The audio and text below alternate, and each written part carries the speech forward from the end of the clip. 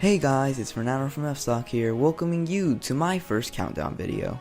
Super Smash Bros. Is an amazing series, my favorite video game series to date. The praise that the games get is deserved because they take a simple concept and turn it into something fun and unique. And with Smash Bros. 4 coming around the corner this year, people are making character request videos for Smash Bros. 4, and no, I will not be joining that bandwagon.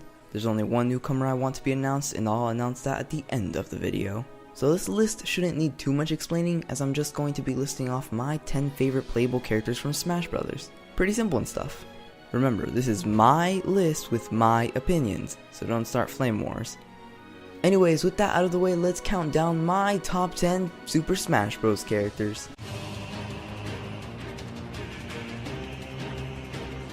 You're not ready yet!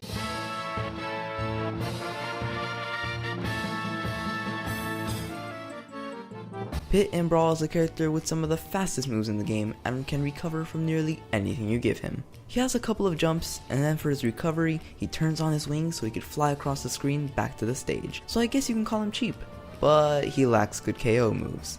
His moves revolve around his Palutena bow and involve slashing and spinning it around. He also has a mirror shield which can deflect projectiles. And he can also shoot arrows. The arrows can be controlled once you shoot them, so it can be handy to grab the Smash Ball using his arrows. His final smash sucks. Oh, yeah. His final smash is Palutena's army, in which he calls out to the goddess of light Palutena to send out an army of centurions. And I'll admit, there are more effective final smashes in the game, but at least Pit's is creative. And looks like Pit is getting a little move change in Smash 4, which are based on some of his weapons from Kid Icarus Uprising, specifically the Upper Dash Arm and the Guardian Orbitars. So I guess that's something to look forward to. Am I right, Pit mains? No? Well, I sure as hell think so.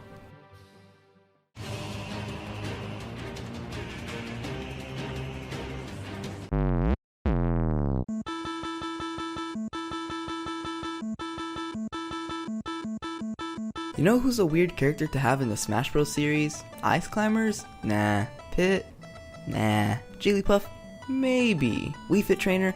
Kinda. Well, despite all those being weird additions to the games, as well as just being random people to start off with, the answer wouldn't really be a character to begin with. Rob isn't much of a character, as it is just a peripheral for the NES. Although adding an accessory to the roster of fighters is kinda dumb. NES upper for Smash 4, please Sakurai. It is pretty creative, I'll give it that. And they even gave him a major part in the Subspace Emissary, so I guess someone at Nintendo really cares about Rob. Anyways, his character is really fun to use and has a great recovery to add to it. His moves aren't half bad either. Electric attacks and strong aerial attacks to rack up serious damage add to the fun in Rob. His final smash is the Diffusion Beam, and although it only works from the direction you are facing, if you can trap them in the attack long enough, they'll rack up serious and deadly damage. Then once they're at a good percentage, you can smash them to their death. Out of his special moves, you're going to use them ever so rarely, mainly because they don't lead into combos very well, although Rob isn't really known for the best combos. But man, that gyro. Has anyone ever used the gyro? Like, have you ever heard anyone say,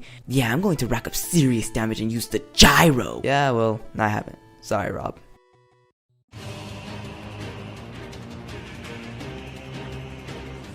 Prepare yourself.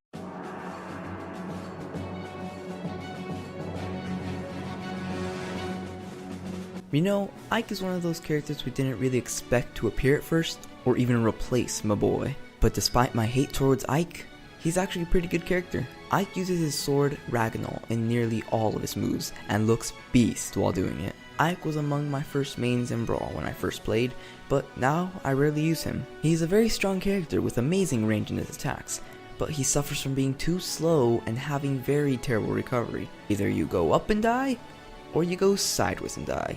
Your choice. But if you're lucky enough to get a hit on someone, then they'll go flying. Like the other Fire Emblem characters, he has a counterattack which is vital for surviving against a fast and or spammy character. His final smash is Great Ether, and finally we have a cool final smash on this list. He leaps into the air, slashes the character 7 times with his flaming sword, kicks them twice, slashes them 4 more times, and kicks them downward with a powerful finishing blow. How epic is that? Anyways, you need to get used to Ike's slowness if you want to be good with him, and even then, you have to be good with using his moves in a strategic way, or else you dead fool.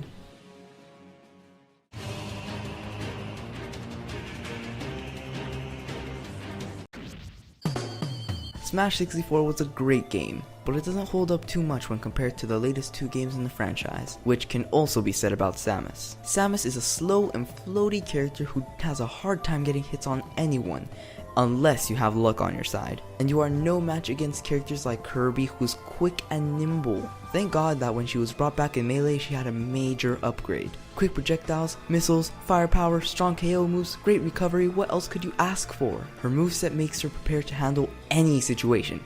Even her bomb thing. It's a shame that they brought her awesomeness down a bit when Brawl came out. Her quick and strong moveset was toned down in favor of a better versatility, which she already had a lot of. Her final smash is the Zero Laser, and it's destructive and beautiful and really, she's gone through many changes as the series has progressed, and I think the trend may continue into Smash 4. But here's hoping she goes back to the Melee lifestyle. Also, everything else, please, Sakurai.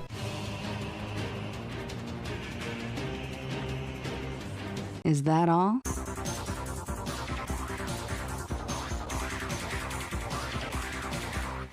When Samus uses her final smash, you get a great attack and a feeling of superiority, and you feel like a boss. But once that's over, you are left with that ass. I mean Zero Suit Samus! Zero Suit Samus is basically a weaker, more agile version of Samus. Well, except she doesn't have a big shooty gun thingy. She doesn't really have a plethora of guns and missiles, but turns into a fast, nimble, jumping, shooting girl with a stun gun, cause that's important. She's kinda like the Sheik to Samus's Zelda, albeit suited Samus is a great character to begin with. With a cool whip and stun gun by her side, Zero Suit Samus is impossible to defeat. Her final smash is the Power Suit Samus, and using it sucks up people. How? I will not know. And then puts her back in the Power Suit and you play as Samus again. Personally, once you go zero, you never go back. That didn't rhyme at all. Shut up, I'm trying to be clever! Whatever. What I'm trying to say is, if I'm Zero Suit Samus, I'm not changing back, and not because of the boobs either.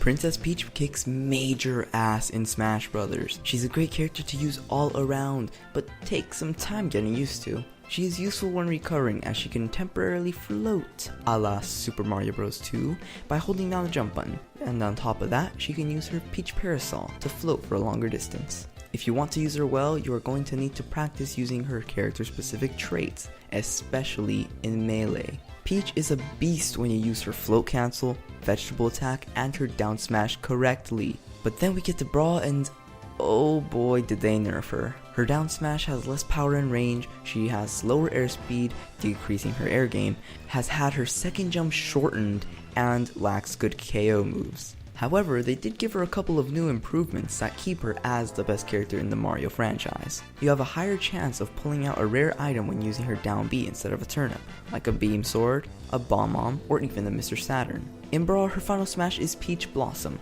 which causes enemies on the ground to fall asleep and create peaches to heal Peach.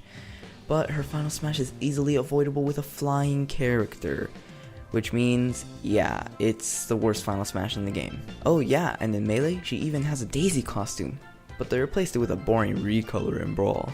But who cares about Daisy when you got a wedding dress costume? Trust me, this is important. Overall, you have a very distinct character with a very unique playstyle that once you get down, you'll be smashing your way to victory. Haha, I got one pun in the video now!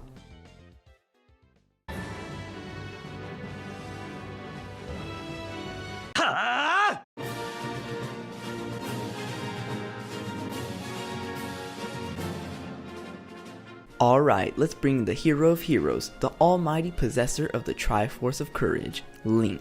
Link is a very easy character to pick up and play, and you can expect almost anyone to at least try him out. He's had some variations that are quicker, like Young Link in Melee and Toon Link in Brawl, but I don't really get the hype towards them. Don't get me wrong, they are great characters, but they don't fancy me as much as the characters on this list. And another thing about Link is that he doesn't really have an amazing moveset, but that makes him better. His simplicity makes it so that if you win as Link, you are good at the game and understand the mechanics instead of winning because you spam a bunch of random smash attacks. His moves include having his sword, and then we have the items, which include bombs, arrows, boomerangs, and hookshots, the basics of the Zelda universe. His final smash is the Triforce Slash, which is where he dominates you and traps you into the Triforce and then you dead. You dead. And when you get used to him, you'll get to use everything in such a manner that you'll leave people like, wow.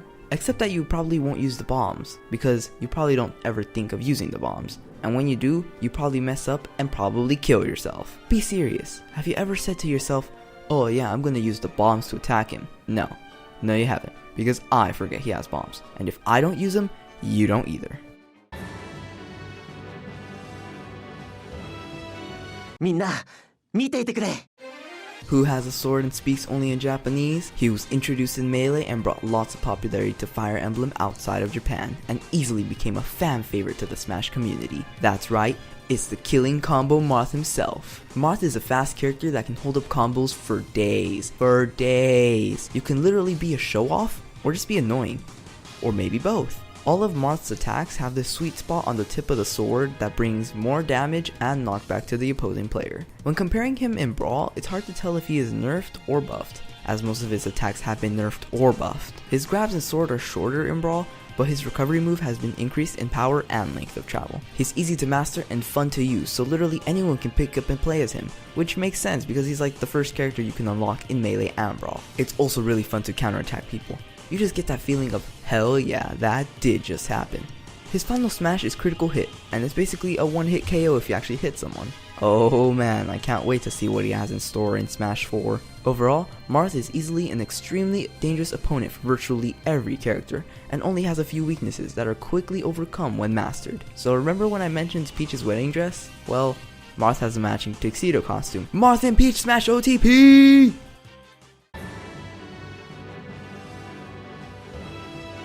Watch the power of Aura! You know, when you got two very cool characters, it's hard to choose one over the other. And in this case, he's against two people. One is someone who didn't make my list, and the other is number one. Lucario is a very unique character in Brawl who works in a different way than the rest. He uses a mechanic in which the more damage he has on him, the more powerful his attacks are. They are weaker when Lucario is at a lower percentage or ahead in stocks, and stronger when he is at a high percentage or behind in stocks. His maximum damage is reached when you hit 167%, and that's a pretty dangerous number to be in, so I guess it balances out. He replaces Mewtwo, who unfortunately didn't make my list. Lucario's energy is similar in appearance to Mewtwo's Shadow energy, and both characters possess a floaty air movement. His final smash is Aura Storm, which shoots out a laser of aura, which is powerful, don't get me wrong, but it's really easy to dodge because it's so skinny and slow. Overall, Lucario is a fun character to use, and can be a dangerous opponent if you don't take out fast. That's all you could really say about him, because he's simple, but that's not necessarily a bad thing. And now, in case any one of you have forgotten, I don't see why you would, let's recap. Number 10, Pit. Number 9, Rob. Number 8, Ike. Number 7, Samus. Number 6, Zero Suit Samus. Number 5, Princess Peach. Number 4, Link. Number 3, Marth. And number 2, Lucario.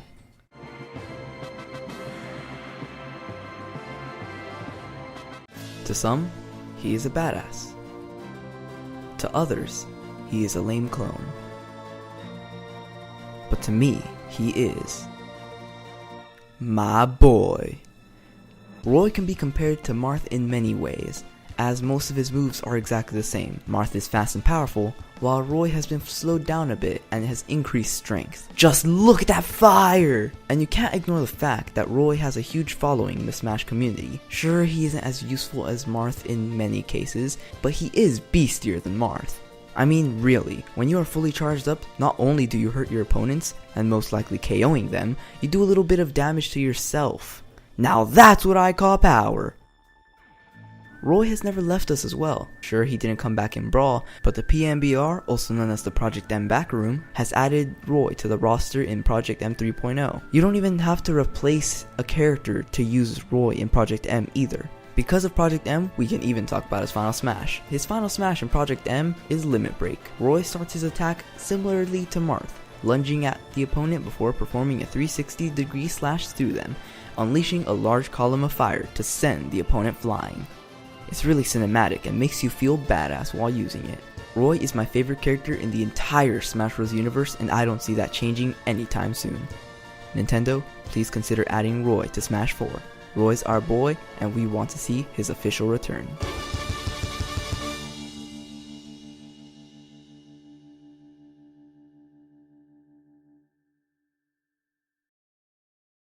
Now that we have that out of the way, let's talk about who I want to see in Smash 4. Shulk from Xenoblade Chronicles is a person worthy enough to join the battle. You can easily think of his moveset if you've already played his game. Xenoblade has gotten a lot of praise and attention through Project Rainfall, and Shulk in Smash can bring more attention to it. And if that's not good enough, there's already a game in the making for the Xeno series. Monolith Soft can get X hyped up, and that will also get plenty of attention. The Monado is different from the other swords, so Shulk won't be just another swordsman. It can possibly give off status effects depending on the move used, and a good combo can do the same as the break topple daze effect in Xenoblade. The possibilities are endless, and he is a more reasonable candidate for Smash 4. If Nintendo and Monolith Soft can consider allowing Shulk in Smash 4, I will fangirl more than you can imagine.